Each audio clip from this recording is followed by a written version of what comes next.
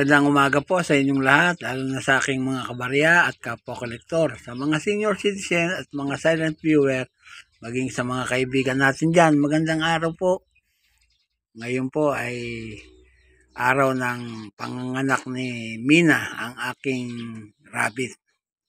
Yan po, nais ko lamang pong i-share sa inyo yung aking alagang rabbit na si Mina. Siya po ay nanganak ngayong araw. Yan.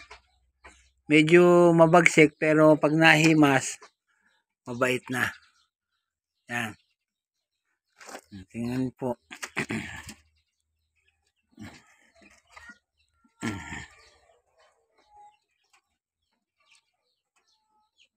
Kailangan ho natin munang himasin.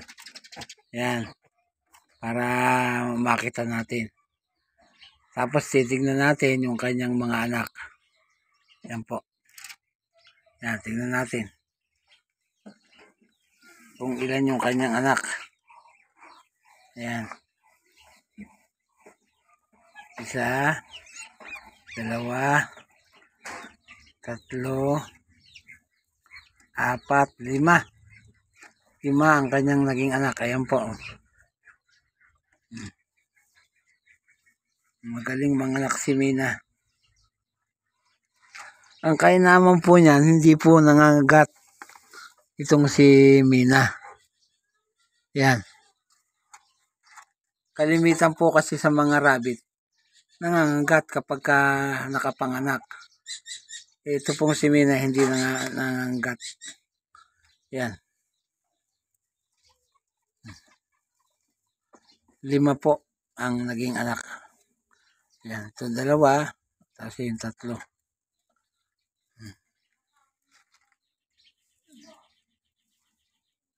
Tapan mo natin at baka magalit itong si Mina.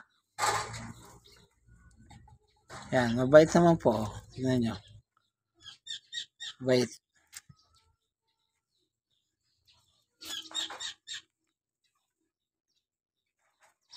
Ito po si Mina ay pangatlong beses na pong nanganak.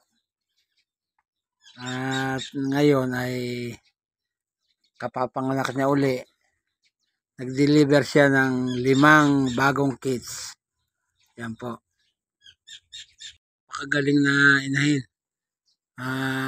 Kung hinawakan ko yung kanyang mga anak, yan po, bigla po sinampahan at nagpadede. Yan po. Tignan nyo. Papakita ko po sa inyo yung mga anak niya ng, bali 3 beses na po siyang nanganak eh. Ando po sa kabila. Tignan po natin.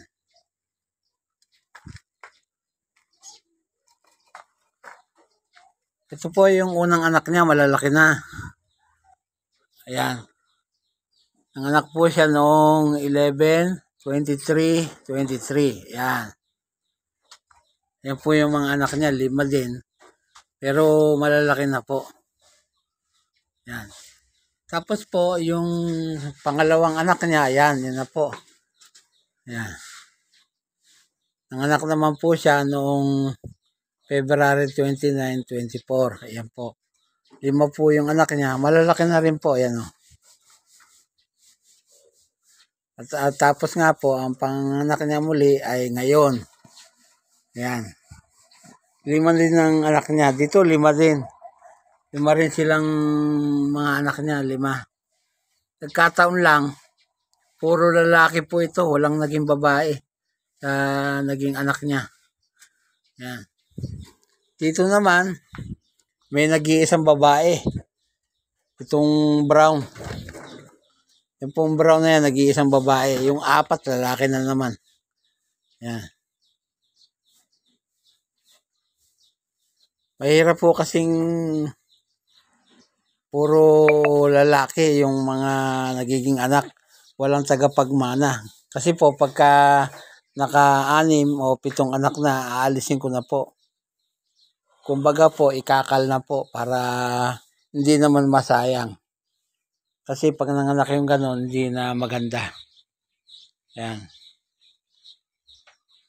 Tignan nyo ang pagkakaiba. Lalaki nung, ito malalaki na. Malaki na yung mga anak niya. Yan. Yan yung sinaunang anak. Lalaki na. Tsaka ito. Titignan natin.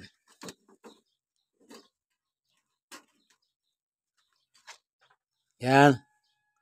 Malalaki na. Ito nga po, pwede nang, kung naging babae lang, pwede nang ipakasta para manganak. Tapos dito, ay nung February 29 lang, ayan.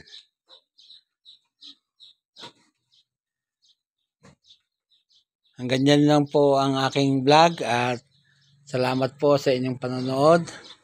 Salamat po sa inyong lahat. At sa huli ay masabi kong mabuhay tayong lahat.